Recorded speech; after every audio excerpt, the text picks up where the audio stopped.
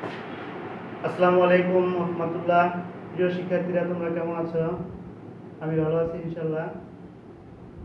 Manikganj online স্কুলের পক্ষ থেকে আমি মোহাম্মদ নজরুল ইসলাম, সহকারী শিক্ষক মহাশিন বিদ্যায়তন পারিল, তোমাদের সকলকে স্বাগতম জানাই। আজ আমরা নবম ও দশম শ্রেণীর রসায়ন বিষয়ের দ্বিতীয় লেকচারে যাচ্ছি। তোমাদের রসায়ন বইয়ের এর আগের লেকচারে আমি তোমাদের রিডাকশন বিক্রিয়া বা জারণ বিজারণ বিক্রিয়া এবং বিক্রিয়ার কতগুলো প্রকারভেদ আমি তোমাদেরকে পড়িয়েছিলাম। আজকে সেই জারণ বিজারণের উপরেই আরেকটি খুব গুরুত্বপূর্ণ প্রশ্ন আমি তোমাদেরকে পড়াতে যাচ্ছি, যে প্রশ্নটি বিভিন্ন প্রতিযোগিতামূলক পরীক্ষায় প্রায় এসে থাকে। সেই প্রশ্নটি এখন আমি বোর্ডে লিখবো এবং তার সমাধানে আমি এগিয়ে যাব ইনশাল্লাহ। তোমরা আমার সাথে সবাই প্রস্তুত হয়ে যাও এবং বোর্ডে যথারীতি তোমরা দৃষ্টিপাত করো।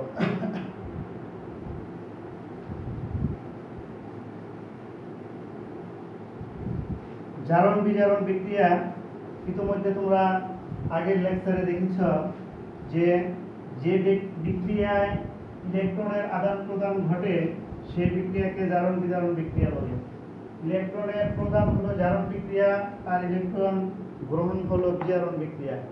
এই জারণ বিজারণ বিক্রিয়াটা যুগপৎ ঘটে, এইভাবেই প্রশ্নটা বিভিন্ন প্রতিযোগিতামূলক পরীক্ষায় আসে। আমরা প্রশ্নটি এখন লিখবো এবং পরবর্তীতে এর সমস্যা সমাধানে এগিয়ে যাব।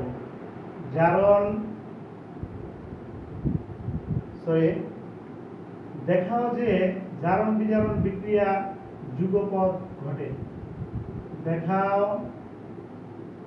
যে জারণ বিজারণ বিক্রিয়া জারণ বিজারণ বিক্রিয়া যুগপৎ ঘটে। এখানে এই প্রশ্নের মধ্যে তোমাদের একটি শব্দ একটু কঠিন হতে পারে, সেটি আমি আগে ব্যাখ্যা করে নিই। সেটা হলো যুগপৎ। যুগপৎ ঘটে। এই যুগপৎ কথাটি অনেকেই বুঝে উঠতে পারে না বলে এই প্রশ্নটির অ্যান্সার করতে পারে না। যেহেতু যুগপৎ শব্দটি কঠিন, তাই আমি এটি তোমাদের আগে ব্যাখ্যা দিয়ে দিব। যুগপৎ কথার অর্থ হলো যুগপৎ, যুগ কথার থেকে এসেছে। যোগ মানে হলো একত্রিত হওয়া, একত্রে সংগঠিত হওয়া। এই কথার অর্থ হলো জারণ বিজারণ বিক্রিয়াটা যুগপৎ ঘটে, এই কথার অর্থ হলো একত্রে সংগঠিত হয়। এটা ভিন্ন ভিন্ন সময় হয় না। এক সময় জারণ বিক্রিয়া হয়, আরেক সময় বিজারণ বিক্রিয়া হয়। এই ধরনের ঘটনা কখনোই ঘটে না। এই বিক্রিয়াটা একেবারে তাৎক্ষণিকভাবে ঘটে। যদি কখনো জারণ বিক্রিয়া হয় তখনই সেখানে একটি বিজারণ বিক্রিয়া হতে হবে, নইলে কখনো জারণ বিজারণ বিক্রিয়া হবে না। এমন না যে এক জায়গায় জারণ বিক্রিয়া হয়ে থাকবে আবার পরবর্তীতে অন্য সময় বিজারণ বিক্রিয়া হবে, এরকম হবে না। একই সাথে ঘটনাটা ঘটবে। এই কথাটা আমরা এখানে লিখে প্রমাণ করার চেষ্টা করবো ইনশাল্লাহ। তো আসো আমরা যদি এটার উত্তর করতে যাই, তাহলে আমরা এই উত্তরটি করার জন্য একটি নোটের মতো করে আমরা তৈরি করব, যেটা তোমাদের পরীক্ষায় দিতে খুব সুবিধা হবে। যেমন আমরা সোডিয়াম ক্লোরাইডের মধ্যে যে জারণ বিজারণ বিক্রিয়া হয়, সেই সোডিয়াম ক্লোরাইডের জারণ বিজারণ বিক্রিয়া কিভাবে তাৎক্ষণিকভাবে ঘটে সেটি আমরা দেখাতে যাচ্ছি। তাহলে সোডিয়াম ক্লোরাইড একটি যৌগ যার গঠনে জারণ বিজারণ বিক্রিয়া সংঘটিত হয়। জারণ বিজারণ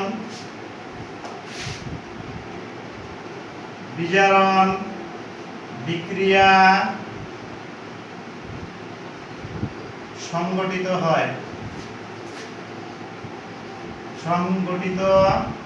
হয়ে থাকে। সুপ্রিয় শিক্ষার্থীরা, অনেক সময় কথার মধ্যে স্লিপ অফ টাং অথবা স্লিপ অফ পেন হতে পারে, সেটা তোমরা বুঝে নেবে। যেমন আগের লেকচারে আমি একটি শব্দ বিজারণ লিখতে গিয়ে বিক্রিয়ায় লিখে ফেলেছি। তোমরা পূর্বের লেকচারটি দেখলে সেটা খুব সহজে বুঝতে পারবে। এরকম লেখায় অনেক সময় ভুল হতে পারে, সেটা তোমরা একটু ক্ষমা সুন্দর দৃষ্টিতে দেখবে। বিক্রিয়া সংগঠিত হয়ে থাকে। এখন এই যে বিক্রিয়াটা সংগঠিত হয় সেটি কিভাবে? সোডিয়ামের ইলেকট্রন সংখ্যা 11টি। সোডিয়ামের ইলেকট্রন সংখ্যা 11। এই সোডিয়ামের ইলেকট্রন বিন্যাস যদি আমরা দেখাই, তাহলে সোডিয়ামের ইলেকট্রন বিন্যাস সেই হুন্ডের নিয়ম মতে ইলেকট্রন বিন্যাস হবে 1s2 2s2 2p6 and 3s1।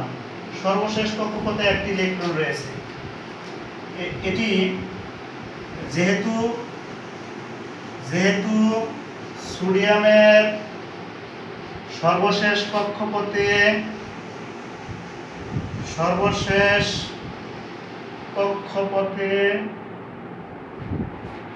একটি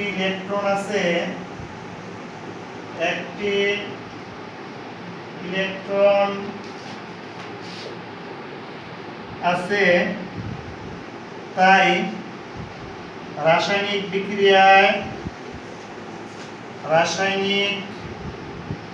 বিক্রিয়ায় সোডিয়াম তার সর্ববহিঃস্থ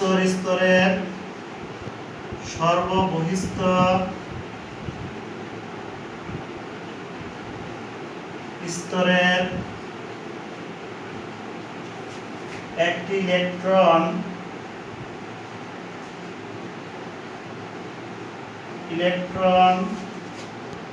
দান করে। এখন কথা হলো সে কাকে দান করবে ইলেকট্রনটি? এই ইলেকট্রনটি যখন দেখবে, আমাদের প্রাকৃতিক পরিবেশের ঘটনা যদি আমরা ব্যাখ্যা করি, একজন মানুষ যদি কাউকে কিছু দান করতে চায় তাহলে একজন গরিব মানুষ তাকে খুঁজে বের করতে হবে। যতক্ষণ পর্যন্ত সে একজন গরিব মানুষ খুঁজে বের করতে না পারবে ততক্ষণ পর্যন্ত কিন্তু তার দান করা হবে না। কাজেই দান তখনই হবে যখন একজন গরিব মানুষ খুঁজে পাওয়া যাবে।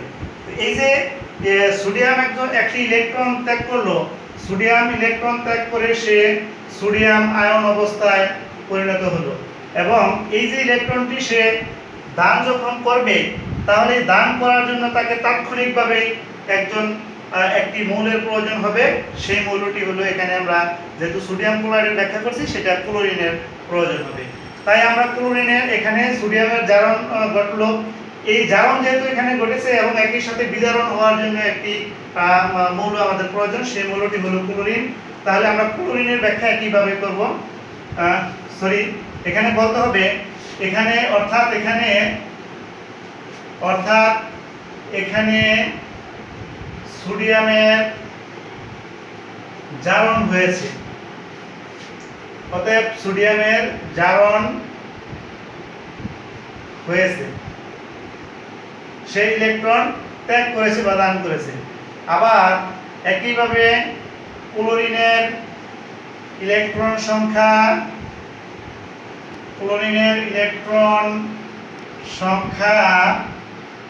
সমান 17টি। আমরা হুন্ডের নিয়ম মতে যদি এই ক্লোরিনের ইলেকট্রন বিন্যাস করি তাহলে কি পাই? সুপ্রিয় শিক্ষার্থীরা, তোমরা বোর্ডের দিকে দৃষ্টিপাত করো। তাহলে সুতরাং ক্লোরিনের ইলেকট্রন বিন্যাস যদি আমরা লিখি তাহলে ক্লোরিনের ইলেকট্রন বিন্যাস সমান হবে 1s2 2s2 2p6। প্রথম কক্ষপথে 2টি, দ্বিতীয় কক্ষপথে 8টি। একইভাবে তৃতীয় কক্ষপথে 2s2 এবং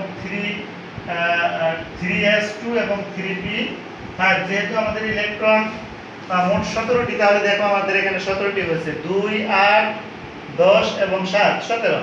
তাহলে তার সর্বশেষ কক্ষপথে রয়েছে 7টি ইলেকট্রন, যেটা কিনা অষ্টক বিধান পূরণ করার জন্য সে সোডিয়াম কর্তৃক যে ইলেকট্রনটি ত্যাগ হয়েছিল সেই ইলেকট্রনটি সে গ্রহণ করবে। তো সে যখন ইলেকট্রনটি গ্রহণ করবে তাহলে সেক্ষেত্রে এখানে ক্লোরিন যখন এটি গ্রহণ করবে তখন ক্লোরিন প্লাস একটি ইলেকট্রন, সেক্ষেত্রে এখানে হয়ে যাবে ইলেকট্রন হয়ে যাবে ক্লোরিন আয়নে পরিণত হয়ে যাবে। তাহলে এখানে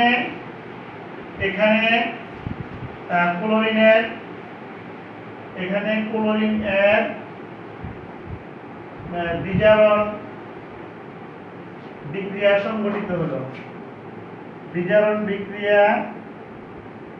সংঘটিত হলো, এখন আমাদের যে মূল বিষয়টা সেটা ছিল হলো যে বিক্রিয়াটি যুগপৎ ঘটে সেটি আমাদের বলা দরকার।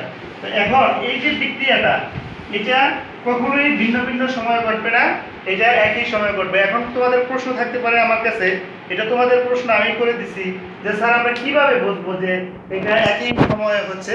এটা অ্যাকচুয়ালি আমাদের বোঝার কোনো উপায় নেই, না শিক্ষকদের বোঝার উপায় থাকবে না তোমাদের বোঝার উপায় থাকবে। এই বিষয়টি নিয়ে যখন বিজ্ঞানীরা গবেষণা করে এবং করেছে, যারা এগুলো গবেষণা করে বের করেছে তারা দেখেছে যে ঘটনাটা একেবারে তাৎক্ষণিকভাবে ঘটে। তবে আমি তোমাদের একটা প্রাকৃতিক উদাহরণ দিয়ে বোঝাতে পারি এরকম। মনে করো তুমি জগ থেকে পানি ঢেলে গ্লাসে করে পানি খেতে চাও, তাহলে তুমি যদি পানি ঢালতে চাও তাহলে তোমাকে একটা গ্লাস প্রয়োজন আছে। পানিটা তুমি তখনই ঢালবে যখন তোমার গ্লাসের একটা যোগান থাকবে। যদি গ্লাসের যোগান না থাকে তাহলে কিন্তু তুমি পানিটা জগ থেকে মাটিতে ঢালবে না বা অন্য কোথাও ঢালবে না, কারণ আমরা গ্লাসের প্রয়োজন সেক্ষেত্রে অনুভব করি পানিটা ঢালার জন্য। ঠিক এরকম এই সোডিয়াম প্লেটে ইলেকট্রন দান করবে, এই ইলেকট্রনটা দান করার জন্য তাকে ওই জায়গাটিতে একটা ক্লোরিনকে উপস্থিত থাকতে হবে যে নিবে। যেরকম দেওয়া এবং নেওয়ার বিষয়টা তোমরা দেখতে পারো, অনেক সময় উপহার দেয়, একজন উপহার দিচ্ছে এবং নিচ্ছে। যদি উপহারটা আমি কাউকে দেওয়ার জন্য না পাই তাহলে কিন্তু আমি উপহারটা দেওয়ার জন্য সামনে এগিয়ে যাব না।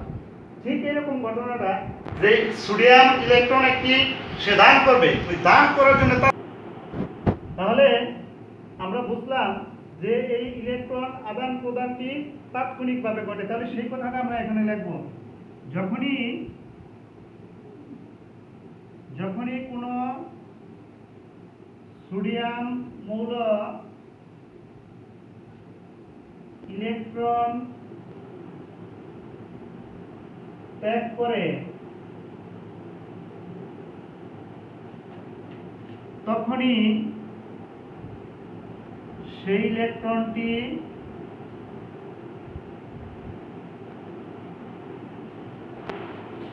ইলেকট্রনটি ক্লোরিন পরমাণু তাৎক্ষণিকভাবে গ্রহণ করে নেয়। তাৎক্ষণিকভাবে গ্রহণ করে নেয়। এই আদান প্রদান কখনোই ভিন্ন সময়ে হয় না, ভিন্ন সময়ে হয় না।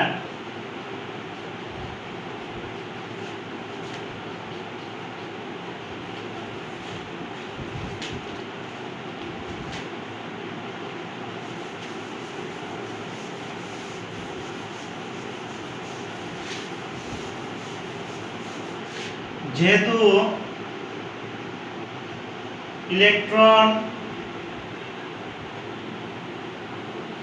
আদান প্রদান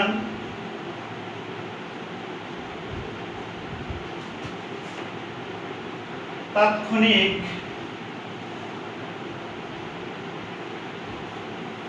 তাই আমরা বলতে পারি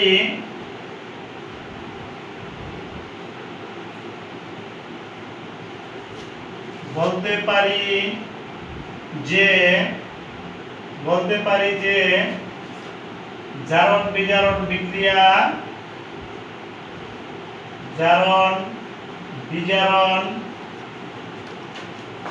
বিক্রিয়া যুগপৎ ঘটে। তোমরা যদি এই পর্যন্ত কথাটি ব্যাখ্যা করতে পারো তাহলে তোমাদের প্রশ্নে যে নির্ধারিত নাম্বার থাকবে ইনশাল্লাহ পরিপূর্ণ নাম্বার তোমরা পেয়ে যাবে। তো তোমরা এটা বাসায় চেষ্টা করবে এবং আমি তোমাদের জন্য ব্যাখ্যা করার জন্য তোমরা যাতে নিজে বাসায় ব্যাখ্যা করতে পারো এই জন্য আমি তোমাদের একটি প্রশ্ন দিয়ে দিই, যেটা তোমরা এই যুগপৎ ঘটনার সাথে ব্যাখ্যা করে দেখাবে। আমি এখানে যেমন সোডিয়াম ক্লোরাইড মৌল আমি তোমাদেরকে ব্যাখ্যা করে দিলাম, তোমাদেরকে আমি বাসায় প্রমাণ করার জন্য একটি যৌগের নাম বলে দিই, সেটা তোমরা বাসায় চেষ্টা করবে। সেই যৌগটি হলো ম্যাগনেসিয়াম ক্লোরাইড। যাই হোক আমার মার্কারে কালি কমে গেছে, ম্যাগনেসিয়াম ক্লোরাইড। তবে এখানে তোমরা খেয়াল করে দেখবে ম্যাগনেসিয়ামের সাথে দুটি ক্লোরিন রয়েছে। তোমরা ইতিমধ্যে জানো যে ম্যাগনেসিয়ামের যোজনী 2, যেখানে দুইটা ইলেকট্রন সে দান করে। এই দুইটি ইলেকট্রন গ্রহণ করার জন্য একটি ক্লোরিন পরমাণু তো একটি ইলেকট্রন গ্রহণ করবে। এই দুইটি ইলেকট্রন গ্রহণ করার জন্য আমাদের দুইটি ক্লোরিন পরমাণু লাগে, তাই এখানে ক্লোরিনের দুটি পরমাণু দেখানো হয়েছে। তার মানে ম্যাগনেসিয়াম যখন ইলেকট্রন দুটি দান করবে, এই দুটি ইলেকট্রনকে গ্রহণ করার জন্য সে দুইটি ক্লোরিনকে ইনভাইট করবে। এইভাবে তোমরা এই কথাটি তোমাদের বাসায় তোমাদের মতো করে ব্যাখ্যা করবে এবং অবশেষে বলে দিবে যে ঘটনাটি তাৎক্ষণিকভাবে ঘটে বলে এটি জারণ বিজারণ বিক্রিয়া একটি যুগপত বিক্রিয়া। সুপ্রিয় শিক্ষার্থীরা, আমরা আজকে আমাদের লেকচার এখানেই শেষ করব। তোমরা সকলে ভালো থাকবে এবং তোমাদের বইয়ে বেশি বেশি দৃষ্টিপাত করবে, অনেক বেশি পরিমাণ রিডিং করবে, তাহলে ইনশাল্লাহ আরও ভালো বুঝতে পারবে। আগামীতে তোমাদের পরীক্ষা তো অবশ্যই হবে, এসএসসি পরীক্ষা। নবম শ্রেণীতে আসো কিংবা দশম শ্রেণীতে আসো, তোমাদের ওই জায়গাটি ফেস করতে হবে। কাজেই তোমাদের বিলম্ব করে কোনোরূপ তোমরা পার পাবে না। কাজেই তোমাদের বইয়ের সেই পড়াগুলো তোমাদের দৃষ্টিপাত করতেই হবে। প্রিয় শিক্ষার্থীরা, তোমরা তোমাদের বইগুলো ভালোভাবে পড়বে, অন্যান্য স্যারদের যে অনলাইন ক্লাসগুলো আছে সেগুলো দেখবে, তোমাদের জ্ঞানকে শানিত করে নিবে, তাহলে তোমরা ইনশাল্লাহ পরীক্ষা ভালো করবে। এবং এই বিশ্বব্যাপী যে করোনা ক্রাইসিস চলছে, সেটা থেকে তোমরা নিজেদেরকে রক্ষা করবে, পরিবারকে রক্ষা করবে, যেই স্বাস্থ্য বিধানগুলো আছে সেই বিধানগুলো মেনে চলে। এই বলে তোমাদের কাছে আজকে নবম দশম শ্রেণীর রসায়ন ক্লাস থেকে বিদায় নিচ্ছি। আসসালামু আলাইকুম ওয়া রাহমাতুল্লাহ।